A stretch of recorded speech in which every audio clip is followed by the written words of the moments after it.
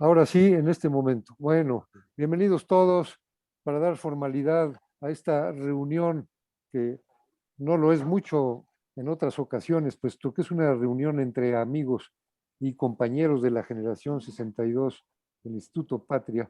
El día de hoy tenemos un momento especial de especial atención porque nos va a acompañar una vez más nuestro amigo Carlos Hernández Torres, quien es un experto en manejo de estadísticas y situaciones de interés político, interés de la salud, pero está aquí con nosotros también nuestro compañero y amigo personal de Carlos, que es Valentín González Cosío, a quien le pido sea tan amable de hacer una presentación formal de él para que nos platique el día de hoy, después de que se hubieron ya celebrado las elecciones.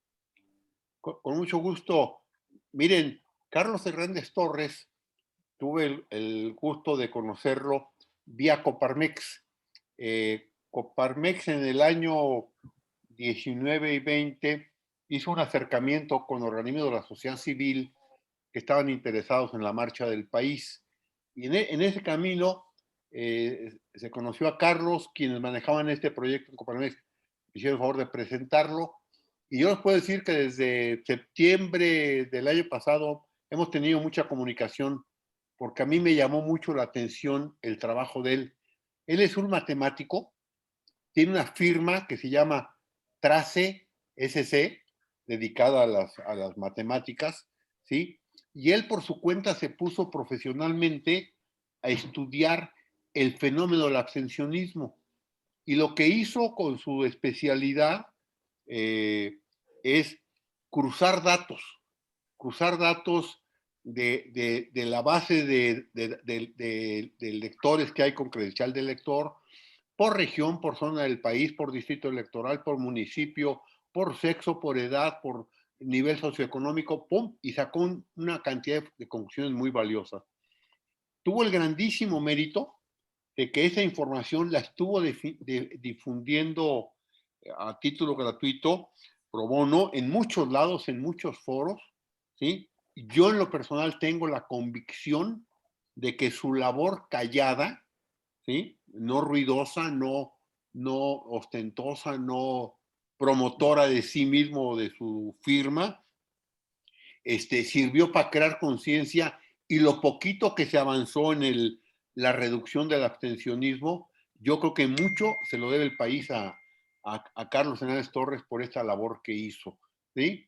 Y lo que es maravilloso es que no se conformó con lo que se hizo, sino que ahora ya sacó datos concretos de qué pasó en las elecciones del 6 de junio en el tema abstencionismo y en el tema del voto en sí. Entonces creo que es interesantísimo oír cifras duras y objetivas de un matemático como Carlos. Carlos, gracias por haber aceptado la invitación a estar con nosotros. Al contrario, Valentín, muchísimas gracias por tus amables palabras. Muchas gracias, José Antonio, nuevamente por la invitación y a todos ustedes por darme la oportunidad de volver a compartir un rato con ustedes. Efectivamente, como comentaba Valentín, desde el día 7 en que se empezaron a publicar los resultados del PREP, nosotros teníamos el interés y la preocupación de qué había sucedido en el proceso y en especial en el tema del abstencionismo, porque como creo que ya había comentado con ustedes en alguna de las reuniones anteriores, para nosotros es el principal enemigo a vencer y desafortunadamente, como vamos a ver, esa frase sigue siendo cierta. Entonces, lo que voy a hacer ahora es, si ustedes me permiten compartir pantalla.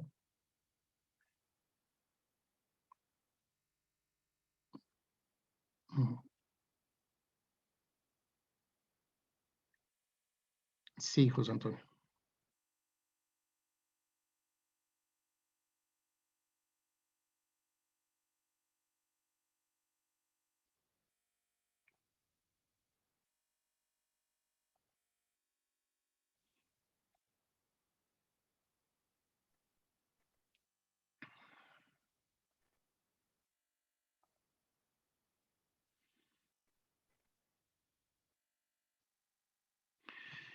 Bueno, un poco siguiendo el tono de la introducción que me hizo favor de hacer Valentín, eh, pues mi conclusión, después de revisar los resultados y en particular cómo se comportó el fenómeno de la abstención, yo creo que esta fue una oportunidad desaprovechada, porque aunque sucedieron cosas buenas, no fueron suficientes para consolidar el equilibrio democrático que todos estamos buscando.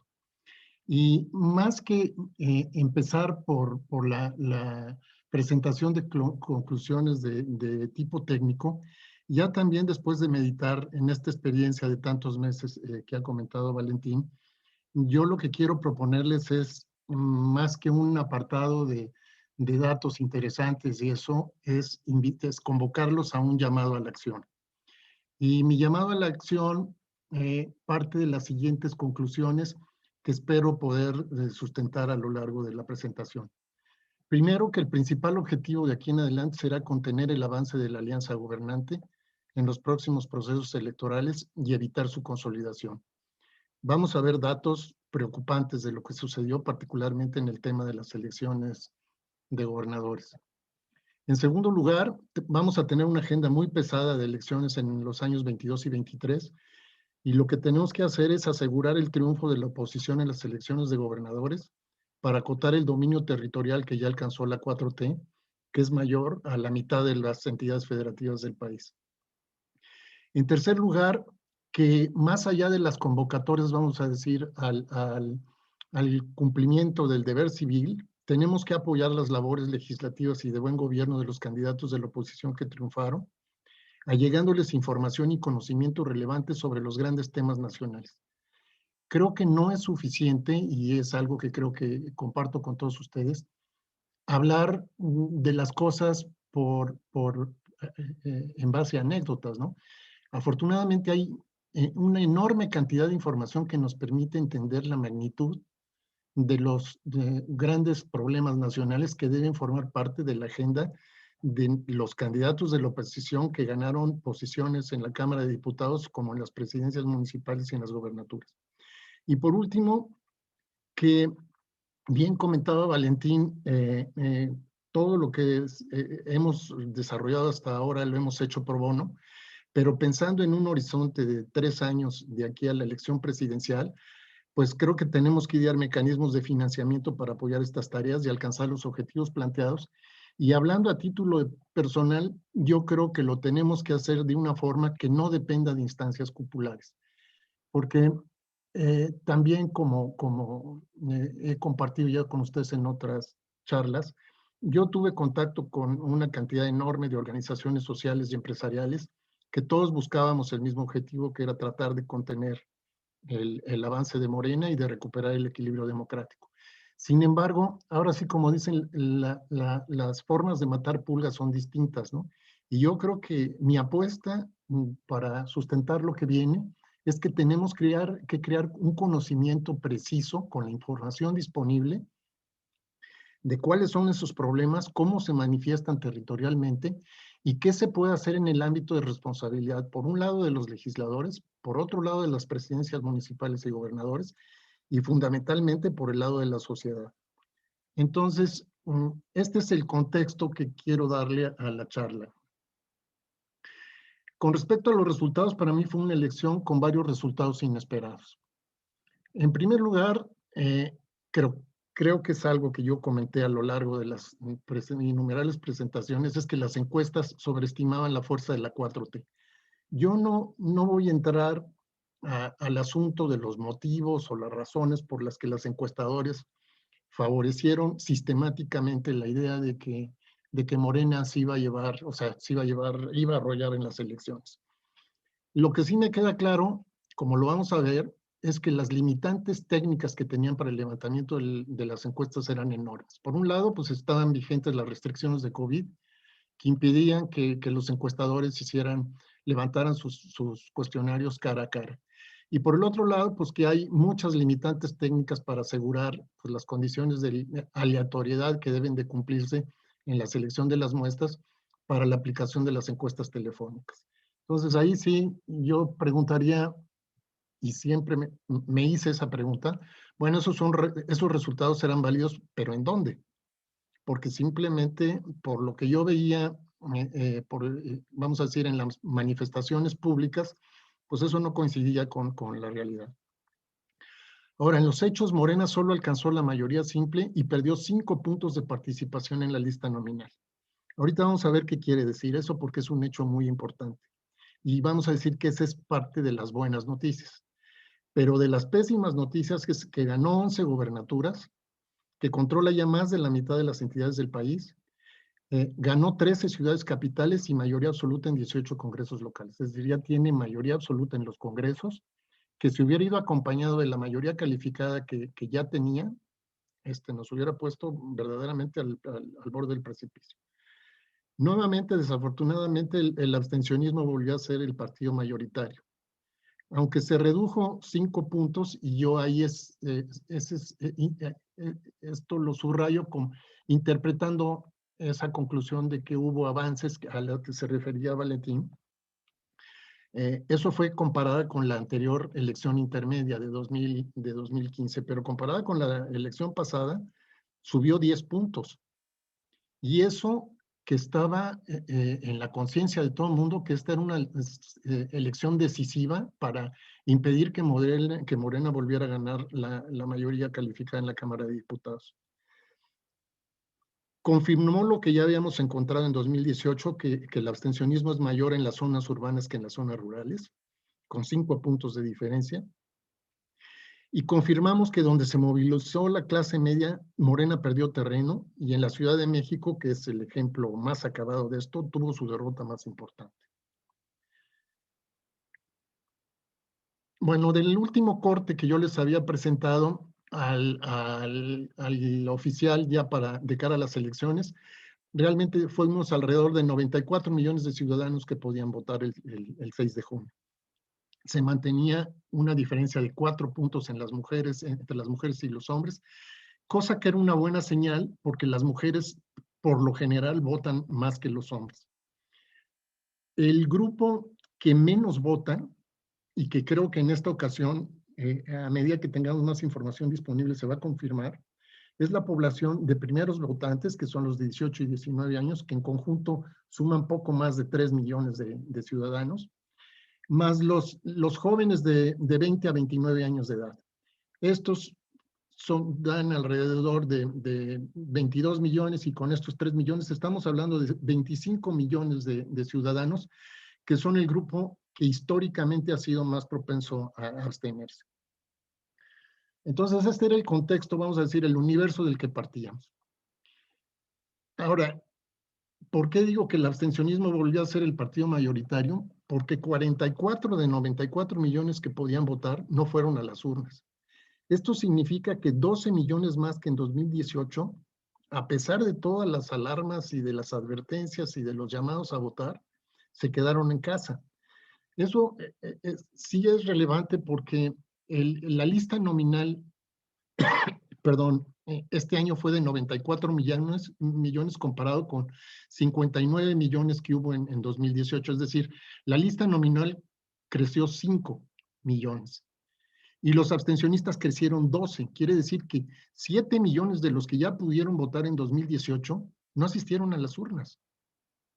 Entonces, a pesar de todo el esfuerzo de la sociedad y de grupos como el de ustedes y de organizaciones diversas de la sociedad civil y empresariales, pues algo nos falló. Ahora, en términos de la participación en la lista nominal, ahí hay una buena noticia. Es que, bueno, la mala es que la abstención subió 10 puntos, como comentaba, se fue de 37.2 en 2018 a 47.3, no comparado contra los que votan, sino contra el universo de los que podrían votar. Y la participación de Morena, de voto directo a Morena, en 2018 fue del 23% y ahora solo fue del 18%. Esto quiere decir que perdió 5 puntos sobre la lista nominal.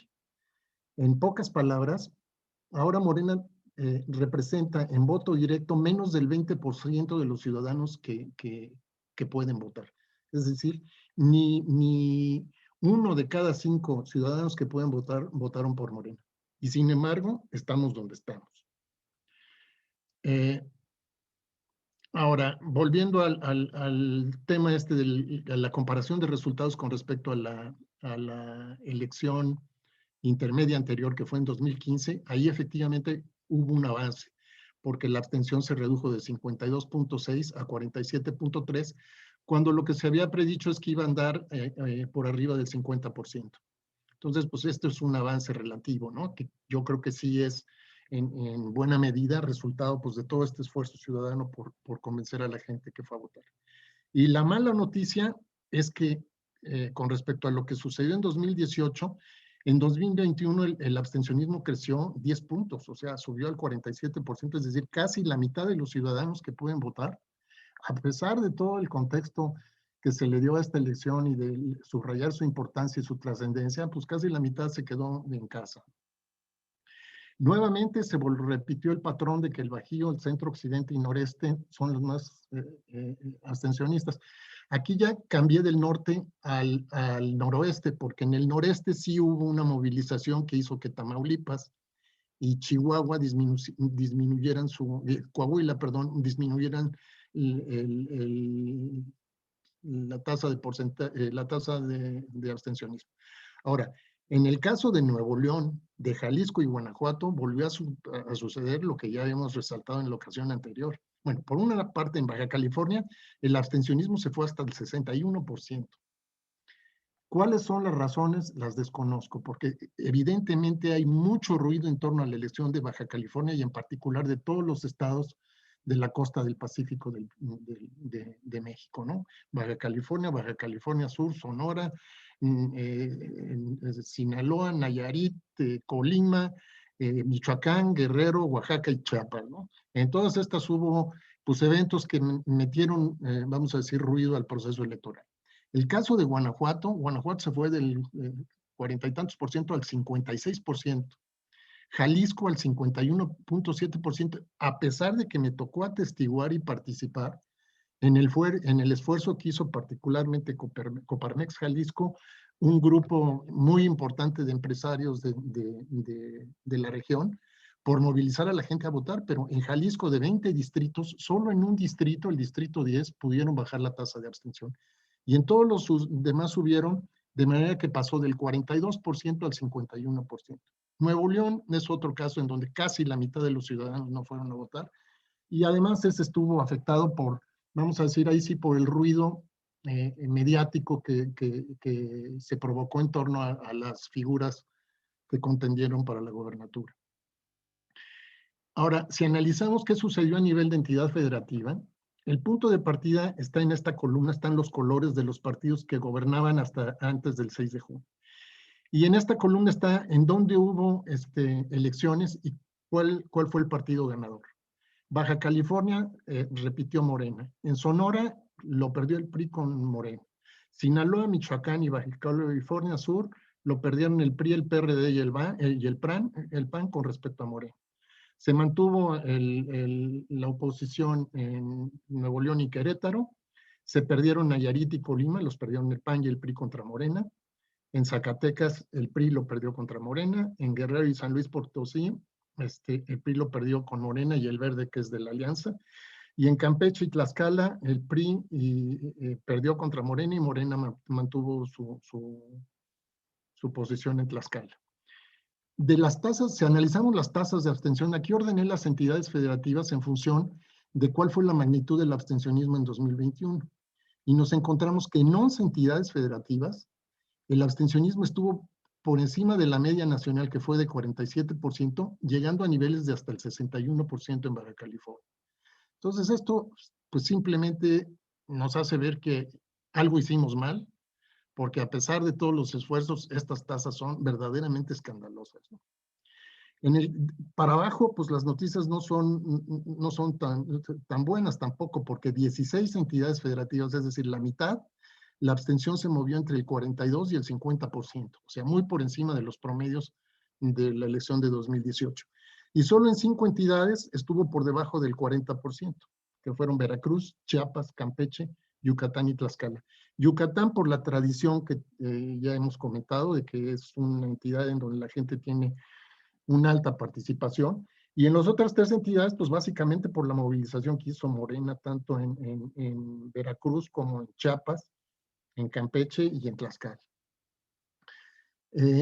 Ahora, ¿qué viene para el 2022 y el 2023?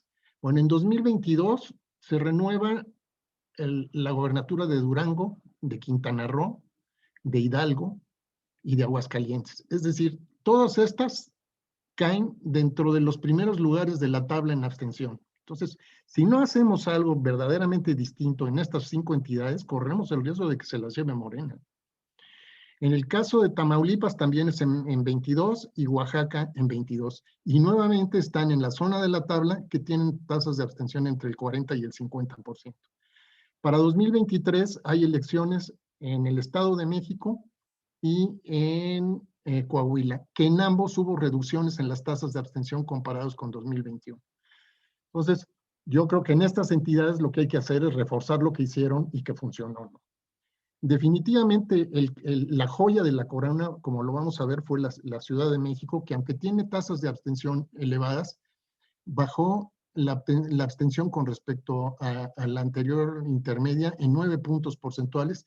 Y si comparamos cómo subió en el resto del país, en la Ciudad de México, sobre todo por los municipios o las alcaldías del este de la ciudad, la abstención estuvo en 18%.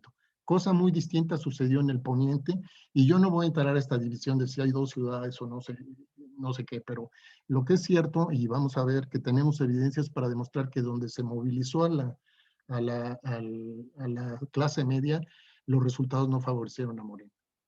Ahora, de los análisis que habíamos hecho hasta antes de la elección, ya habíamos identificado, o sea, ya sabíamos que había, como comentaba Valentín, una relación muy alta entre las tasas de abstención, la acumulación de bienes en el hogar que caracteriza a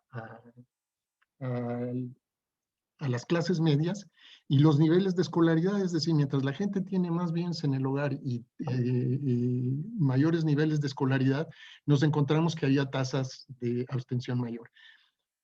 Ya hicimos el ejercicio numérico con el que evidenciamos esto, y esta es la representación geográfica que confirma el fenómeno. O sea, estas son las zonas, o sea, los tonos oscuros es en donde hay más abstención, y los tonos oscuros de este lado es donde hay municipios con mayor acumulación de bienes en el hogar. Esta es la distribución por distritos en la geografía distrital, y esta es la distribución por municipios. O sea, aquí estamos hablando de 2.465 municipios, y aquí estamos hablando de 300 distritos electorales. Y como se ve en este mapa, pues del centro occidente y todo el norte eran las zonas más abstencionistas. Y eso coincidía pues con las zonas del país que tienen mayor acumulación de bienes en el hogar y que por consiguiente tienen mayor presencia de clases medias. Entonces, esta era nuestra premisa central para atacar, o sea, para llegar a la contienda electoral. Con ese ejercicio nosotros identificamos que había, de los 300 distritos, había 144 distritos en donde si comparábamos los votos que obtendrían, si se hubieran mantenido las cosas como en 2018, los votos que obtendrían las 2 alianzas o Movimiento Ciudadano, en ninguno de esos 144 distritos había una dominancia clara. Es decir, la diferencia entre el que tenía más puntos con el segundo lugar era de menos del 5%. Y por el otro lado, todos esos municipios, como se nota en la distribución geográfica, tenían una alta tasa de abstención. Entonces, lo que nosotros hicimos fue combinar esas 2 cosas, asignar prioridades en función de las diferencias de dominancia y de los niveles de abstención, e identificamos que estos eran los 144 distritos en donde se iba, o sea, que iban a ser decisivos para la contienda electoral. ¿Por qué? Porque en los otros 156 distritos había dominancia de Morena o había dominancia de Va por México, y los niveles de abstención no eran tan altos. Además de eso, identificamos al interior de cada uno de los distritos qué sucedía en las secciones electorales, cuáles eran las secciones en donde no había dominancia de ningún partido y donde además los niveles de abstención eran muy altos. En este mapa corresponde al 10º distrito de Jalisco, que es una entidad que, como comentaba, analizamos muy a detalle, Y curiosamente, es uno de los distritos pertenecientes a Guadalajara. En la parte oeste de este municipio había dominancia de la Alianza Va por México y bajos niveles de abstención. Y de este lado no había dominancia de ninguno de las dos alianzas ni de Movimiento Ciudadano, y las tasas de abstención eran elevadísimas. Entonces nosotros, o sea, los colores más intensos son las secciones electorales en donde la tasa de abstención de 2018 en la elección de diputados federales había sido más alta con respecto a las demás. Entonces sí había, vamos a decir, un conocimiento suficiente como para que desde el punto de vista territorial, pues se enfocaran las baterías a las zonas en donde tenía más sentido llevar a la gente a votar. Ahora, si la estrategia que se sigue es una estrategia de medios en donde se manda un mensaje general y los candidatos, pues les da igual irse a parar en la estación del metro que en una plaza pública, que esto, en vez de hacer la tarea de caminar por las zonas en donde es crítico movilizar a la gente, pues obtenemos los resultados que tenemos, ¿no? Ahora, ya hicimos este ejercicio, como comentaba Valentina, al rato les comparto el mapa, y esto es precisamente, o sea, confirmaron lo que estábamos diciendo, o sea, cuando analizamos qué es lo que sucedió en las zonas de Guadalajara, en los 4 distritos de Guadalajara que tuvieron mayores niveles de abstención, aquí, por ejemplo, estoy ilustrando, no se alcanza a ver, pero es la sección 1216 del distrito 8 de Jalisco, que es el que les presenté en la lámina anterior, en donde la tasa de abstención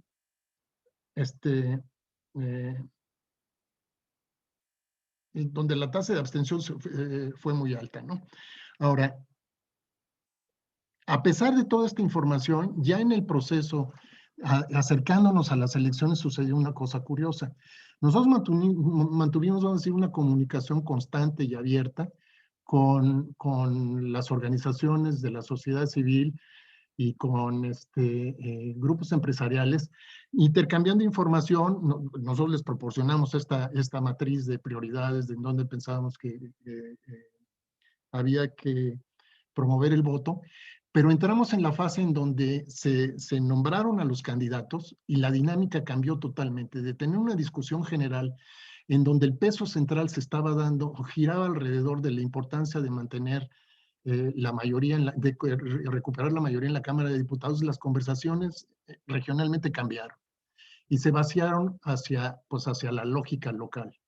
Yo creo que va a haber elementos suficientes para probar que eso sucedió cuando podamos relacionar los resultados de las elecciones de gobernador con presidentes municipales y diputados federales, en que la lógica de lo local sobrepasó a la lógica federal. Y otro evento que hubo fue este famoso llamado al voto útil, que lo primero que creo que fue desafortunado es que aparecieron 4 o 5 páginas alegando que esa era la buena y que por ahí había que ir. Y entonces en unas se encontraban, por ejemplo, en el caso de Jalisco, que todos había que ir por Va por México, y en otra que todos había que ir por Movimiento Ciudadano. Entonces, sí creo en la utilidad del voto útil cuando se tiene perfectamente acotado que la movilización local en una elección como la que tuvimos no puede estar por encima de la elección del Congreso de la Unión, como creo que sucedió. Ahora, a pesar de que nosotros teníamos estos elementos de analítica y de inteligencia territorial a la disposición de los que los quisiera utilizar, pues en los hechos, la mayor parte de las organizaciones que ya tenían montados sus sistemas de información y tenían contratados a sus especialistas en marketing digital y en la movilización territorial, pues aducían que tenían sistemas de información y bases de datos enormes, ¿no? Y yo sostengo que, pues en ese caso, el INEGI y el INE, los dos tienen más información que cualquiera de las organizaciones que puedan disponer de información.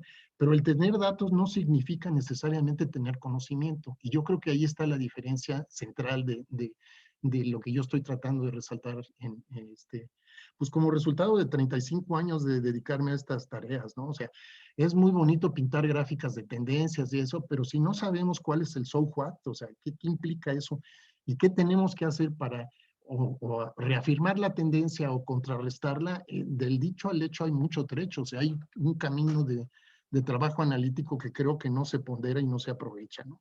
Entonces, por eso esta segunda afirmación de que pensamos que se desaprovechó el componente analítico y de inteligencia territorial. Y luego los llamados que yo viera, pues vota para votarlos, lleva 5, es decir, de una generalidad, pues que simplemente yo, o sea, yo me hacía la pregunta que creo que les hice en varias de estas presentaciones, de cómo puedo, o sea, qué diferencia hay para motivar al de Sonora que se abstenía el 50%, o a motivar al de Yucatán en donde las 3/4 partes de la población vota, o sea, ese tipo de mensajes generales yo estoy convencido que no son eficientes para el tipo de ejercicio que tenemos que hacer. No hubo segmentación regional, mucho menos énfasis en el centro occidente y en el norte, o sea, yo nunca me encontré, no, quizás es muy fuerte decir no hubo, pero yo no encontré que hubiera una segmentación de los mercados. Y tampoco vi mensajes que fueran dirigidos para priorizar los distritos y las secciones abstencionistas. No sé si así a nivel de los radios locales lo hayan hecho, pero lo dudo. ¿Por qué? Porque el material que nosotros teníamos a disposición, que llegaba en con este detalle, vamos a decir, de estrategia territorial, pues no, o sea, por lo menos el nuestro no lo aprovechó nadie, ¿no? ¿Cuáles fueron las consecuencias? Pues que la estrategia de movilización resultó poco eficaz. Y aquí, pues los números hablan. O sea, de 144 distritos que nosotros consideramos prioritarios, no voy a hacer el ejercicio o sea, no hicimos el ejercicio para todos los 300 distritos porque hubiera sido todavía más exagerada la nota, pero para los 144 que consideramos prioritarios, solo en 20 los niveles de abstención antuvieron en 5 entre 30 y 35%, que son los que estaban al final de la tabla. Luego un segundo grupo de 15, en donde estuvieron cerca del promedio de 2018. Entonces tenemos 20, vamos a decir, de 144, solo en 20 distritos, logramos lo que queríamos, mantener tasas o similares o más bajas que lo que había sucedido en 2018. Y en el resto, tasas que van del 40 al 45%, 26 distritos. La misma cantidad prácticamente del 45 al 50. 30 distritos de 50 a 55, 27 distritos de 55 a 60, 15 distritos con abstención, o sea, 2/3 partes de la población no vota, y un distrito que es, si no mal recuerdo, esto debe ser Tijuana, entre el 65 y el 70% de abstención. Entonces, pues algo hicimos mal, porque definitivamente habiendo tenido toda la información, todo el entusiasmo, toda la organización, todos los recursos económicos que se invirtieron en esta tarea, el resultado fue este. Ahora, esto para mí es el ejemplo más acabado que confirma la tesis que nosotros teníamos, que la movilización de las clases medias iba a ser decisiva. En este mapa lo que estamos haciendo es reflejando el nivel de abstención por sección electoral. Por eso aquí va a aparecer una cosa aparentemente contradictoria contra los colores que se están utilizando para demostrar la famosa división de las ciudades. Aquí lo que estamos hablando es en qué secciones electorales hubo menor abstención, que son todo este grupo, y por el otro lado, qué fue lo que sucedió en la competencia. Y resulta que en donde hubo menor abstención, triunfó la oposición. En algunas zonas, como en la Miguel Hidalgo y en Benito Juárez, o sea, barrieron a Morena, ¿no? Zonas incluso de las delegaciones, que al final de cuentas acabó ganando Morena, hubo triunfos importantes en secciones importantes, que esos representan una simiente, o sea, aquí tenemos la semilla de lo que se puede sembrar de cara a la elección de gobernador en la Ciudad de México. Ahora, estas zonas que aparecen en rojo, si se dan cuenta, son zonas muy extensas. Realmente la ciudad se acaba aquí, ¿no? Todas estas son las zonas rurales de Coajimalpa, de Milpalta, etcétera, ¿no? Y ahí lo que pasa es que efectivamente en las zonas más rurales los niveles de abstención fueron más altos, pero no pudieron compensar lo que sucedió, vamos a decir, en la parte en donde hay mayor concentración económica, que fueron bajos niveles de abstención, o sea, alta participación, y donde triunfó la oposición. Eh, eh, Cuando uno hace el análisis numérico de esto, pues efectivamente sucedió. Un caso muy importante es este de Iztapalapa. En Iztapalapa lo barrió Morena y el PT. Se llevaron 4 de los 5 distritos de Iztapalapa. Sin embargo, en el distrito 18, que la tasa de abstención, aunque fue alta, fue mucho más baja que los demás distritos de Iztapalapa, ganó la abstención. Digo, ganó la oposición. Ahí ganó Va por México, y el distrito se lo llevó el PRD. Todos los demás son, vamos a decir, son distritos electorales de la Ciudad de México donde las tasas de abstención fueron relativamente más bajas que las que se registraron donde ganó Morena. Entonces, esto pues nos confirma que efectivamente el movilizar a la gente, a la gente de clase media alta con mayores niveles de educación, va a favorecer el voto opositor, pues porque hay más conciencia de las implicaciones que tiene el perder la mayoría calificada en la Cámara de Diputados. En el otro extremo tenemos Sonora. Y aquí está clarísimo, ¿no? En las regiones, o sea, nuevamente, perdón, los tonos claros es donde hay menos, es menos intenso el fenómeno que estamos analizando, y los tonos oscuros es en donde es mayor. Entonces, en Sonora, en las secciones en donde hubo menor abstención, esas las ganó la oposición. Sin embargo, el peso relativo que tuvieron en el total del Estado no fue suficiente para evitar lo que a final de cuentas pasó, que con una abstención promedio mayor al 50%, la 4T ganó todos los distritos a pesar del candidato que presentó la oposición. Las tasas de abstención por distrito variaron entre el 50 y el 62%. O sea, Sonora volvió a comportarse de una manera verdaderamente, para mí, inexplicable, ¿no? O sea, a pesar de la conciencia de que era importante que se ganaran las diputaciones, pues Morena se los llevó todos y se llevó la gubernatura. Entonces, ahora, por el otro lado, hubo un ruido también que acompañó todo el proceso electoral, que fueron las casas encuestadoras. Y francamente, por lo que yo comentaba al principio, estos resultados a mí me parecen vergonzosos. O sea, que haya quien le da 40% de intención a Morena, y otros 22, y otros 32, y otros 29, y unas mismas casas pasan del 48 al 20, esto es una cosa verdaderamente ridícula, ¿no? Esto para mí es una demostración empírica que los elementos con los que, y las condiciones que determinaron el levantamiento de las encuestas, pues francamente le ponían una gran interrogante a su valor y a su utilidad. Y a pesar de todo eso, en la etapa final de la campaña, los estrategas de los que estaban alrededor de los candidatos apostaron por las encuestas y apostaron por el marketing digital. Este es el reflejo de lo que calcula Oráculos con su famosa encuesta de encuestas. Y entonces, simplemente, o bueno, esto ya es el promedio de todas las encuestas. Le daban 140 diputados de mayoría a Morena, y solo tuvo 123. Al PAN le daban 48 y tuvo 70. Al PRI le daban 24 y tuvo 30. Al Verde le daban 35 y tuvo 31. O sea, verdaderamente, o sea, no le atinaron, ¿no? Aquí abajo, según ya calculando los plurinominales, Morena tendría solo 227 diputados, y de acuerdo a las estimaciones preliminares del INE no llegó a los 200. Ahora, con respecto al pronóstico de la composición de la Cámara, le erraron, pero de plano, ¿no? O sea, prácticamente, o sea, el consenso de las encuestas es que Morena andaba en la vecindad de la mayoría calificada, y que la oposición no llegaría, no pasaría de 167 diputados. La realidad de los hechos es que la coalición de la 4T perdió la mayoría calificada. Este es un análisis con respecto al porcentaje de votos válidos.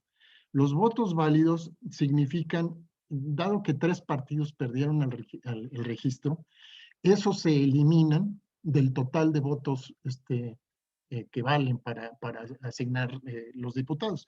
Entonces, ahí, después de descontar los votos del PES, de Redes Sociales Progresistas y Fuerza México, la oposición tuvo más votos que la 4T.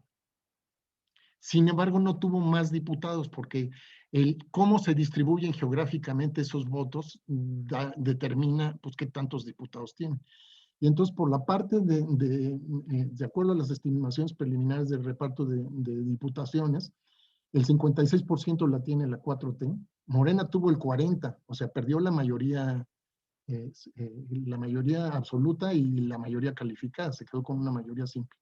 Y la oposición tuvo 44 puntos. Esto, vamos a decir, es menos grave que el escenario que esperábamos, pero creo que faltó, y que si hubiéramos tenido una estrategia más eficaz de movilización, el panorama, o sea, ahora tendríamos mucho más elementos para festejar. Y aquí está la confirmación de las estimaciones preliminares del INE, o sea, Morena se queda con menos de 200 diputados, antes tenía pasada la mitad, sola, y con sus alianzas no llega a la mayoría calificada. Ahora, ¿qué desafíos nos quedan entre hoy y las elecciones de 2024? Bueno, pues tenemos la agenda de la consulta popular para enjuiciar a funcionarios públicos, que para mí esa consulta no tiene ningún sentido ni le debemos dar ningún valor, porque lo que se está preguntando es si se le debe aplicar la ley a los funcionarios que cometen algún delito. Eso no es una materia de consulta pública, eso es algo que hay que hacer por oficio, ¿no? En segundo lugar, la consulta de revocación del mandato presidencial, sobre la que yo no tengo una opinión propia porque no conozco a detalle el intríngulis de esto, pero en donde he oído 2 posiciones totalmente contradictorias. Una que dice esta es la gran oportunidad para echarlo fuera, y otros que dicen no, espérense tantito, hay que revisar lo que sucedió con Chávez cuando iba de capa caída, inventó su consulta. Si la gente no va a votar en una elección para elegir presidente o Cámara de Diputados, imagínense los que van a ir a votar para la consulta de revocación del mandato. ¿Y quiénes van a ir a votar? Pues las huestes fieles a Morena. Entonces va a resultar que tiene una aprobación elevadísima. Entonces, yo no me voy a pronunciar sobre la conveniencia o no o sea, cuál es la actitud que hay que tener con respecto a la revocación de mandato, pero creo que es un tema que hay que analizar con mucho cuidado. Ahora, va a haber elecciones en 2022 en Aguascalientes, elecciones de gobernador en Aguascalientes, Durango, Hidalgo, Oaxaca, Quintana Roo y Tamaulipas. Y elecciones de gobernador en Coahuila y el Estado de México en 2023. Acompañando la elección presidencial va a haber elecciones en Chiapas, Ciudad de México, Guanajuato, Jalisco, Morelos, Puebla, Tabasco, Veracruz y Yucatán. Se renueva el Congreso totalmente, porque ahora sí va a haber elección de senadores y vuelve a haber elección de diputados federales y finalmente la elección presidencial. Ahora, las preguntas que nos hacemos, ¿qué podemos hacer para aprovechar las lecciones aprendidas? Bueno, yo las preguntas las puse ya a manera de respuesta.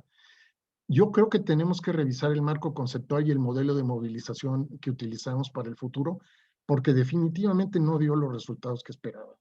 O sea, de 144 distritos prioritarios, solo en 20 alcancé los objetivos, me parece que no le voy a llamar un fracaso, pero distó mucho de lo que todos esperábamos, ¿no? Que hay que asimilar que antes del voto útil, hay que asegurar el voto en la urna. Y eso no se cumplió. O sea, al final de la campaña, toda la discusión era sobre quién es el candidato bueno para esto o para el otro, el voto útil, quién tiene mejor el sistema de voto útil, etcétera, etcétera. Cuando no habíamos asegurado el voto en la urna, como lo comprueban los resultados que estamos viendo. Nuevamente creo que se le dio demasiado peso a la estrategia de marketing electoral que se utilizó, que estaba basada en encuestas y en manejo de mensajes en redes sociales. Yo no digo que esto no tenga una utilidad, por supuesto que la tiene, pero hay que entender que no es lo mismo colectar datos, como lo hacen en las redes sociales para mandar mensajes, que generar conocimiento estratégico, como lo he tratado de ilustrar, del tipo del que he tratado de ilustrar en esta charla. Creo que hay que revalorar la analítica de datos frente a la utilidad de las encuestas. O sea, el ganón en todos estos procesos siempre ha sido el segmento de las encuestas. No importa que de una a otra elección hagan un ridículo total o le atinen en seco, la realidad es que en estas circunstancias no se ameritaba el haber destinado la cantidad de recursos que se invirtieron en encuestas básicamente para tratar de entender el voto útil. Y al marketing digital hay que darle el valor que tiene en cada circunstancia, es decir, hay zonas metropolitanas como la de la Ciudad de México, como la de Guadalajara, Monterrey, etcétera, en donde hay un segmento al que es prioritario movilizar, que es el segmento de los jóvenes, en donde definitivamente el papel de las redes sociales es importantísimo. Pero cuando uno analiza el resto del país, pues yo realmente sí creo que todavía no ha llegado el país. O sea, en el último censo, se confirma que solo la mitad de los hogares en México tienen internet. Y me dicen, pero todos tienen redes sociales. Bueno, sí, pero una cosa es tener redes sociales para estar chacoteando en Twitter o en Facebook o eso, y otra cosa es utilizar internet como una vía para comunicar información y conocimiento, ¿no? Creo que tenemos que consolidar, o sea, este esfuerzo que nosotros hemos hecho, creo que tiene que consolidarse como un servicio ciudadano de información y de conocimiento que esté al servicio de la sociedad y sus organizaciones para apoyar la movilización ciudadana.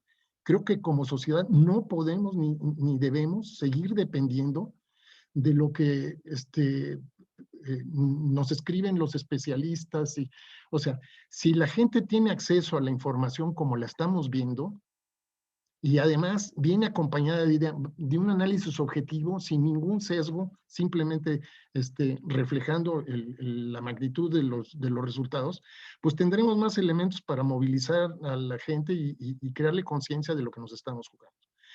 Esto debe funcionar únicamente a partir de criterios técnicos, por lo que yo viví con mi contacto con las organizaciones, tanto civiles como empresariales y como grupos de empresarios en lo individual. Y finalmente tenemos que asumir que generar conocimiento estratégico tiene un costo que hay que pagar. Esto no puede seguir, no podemos seguir dependiendo de actitudes pro bono. O sea, tenemos que estar conscientes que así como están dispuestos a pagar en las encuestas y en el marketing digital, hay que estar dispuesto a pagar por el conocimiento estratégico que sí nos puede, yo creo, llevar a mejores decisiones. Y vuelvo entonces a las conclusiones iniciales, planteándolas como objetivos, actividades y requerimientos. El principal objetivo, lo subrayo, es contener el avance de la alianza gobernante en los próximos procesos electorales y evitar su consolidación. ¿Qué quiero decir evitar su consolidación? Pues que si se llevan todas las gobernaturas y además ganan el Congreso y ya tienen la mayoría en los congresos locales, lo que nos depara es, o sea, va a ser una verdadera tragedia. Asegurar el triunfo de la oposición en las elecciones de gobernadores, por lo menos para contener el dominio territorial que ya alcanzó la 4T.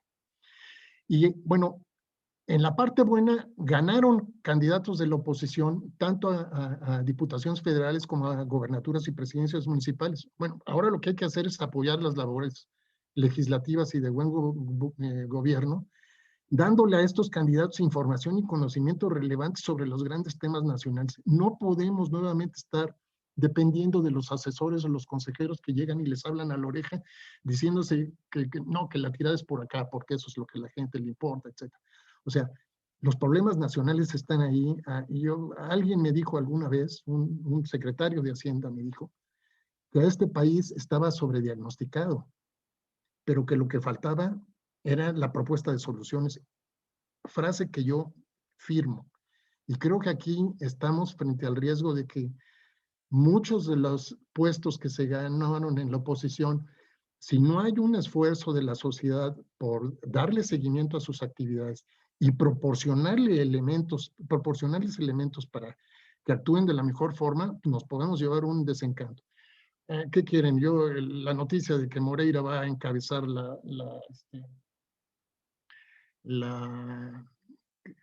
¿cómo se llama? El grupo parlamentario del PRI en la siguiente legislatura, me paró los pelos de punta y me lleva a la idea de que nosotros tenemos el partido mayoritario y entonces nosotros somos los que tenemos que movilizarnos. Ya escuché también la idea de que ahora vamos a hacer un partido empresarial, pero nuevamente están dando por descontado que el 50% de los ciudadanos que no votan se van a ir por un partido empresarial. Yo creo que por ahí no es la cosa. Creo que el problema está en crear conciencia civil de lo que nos estamos jugando, porque nos estamos jugando nuestro futuro inmediato y el futuro de nuestros hijos y de nuestros nietos, ¿no?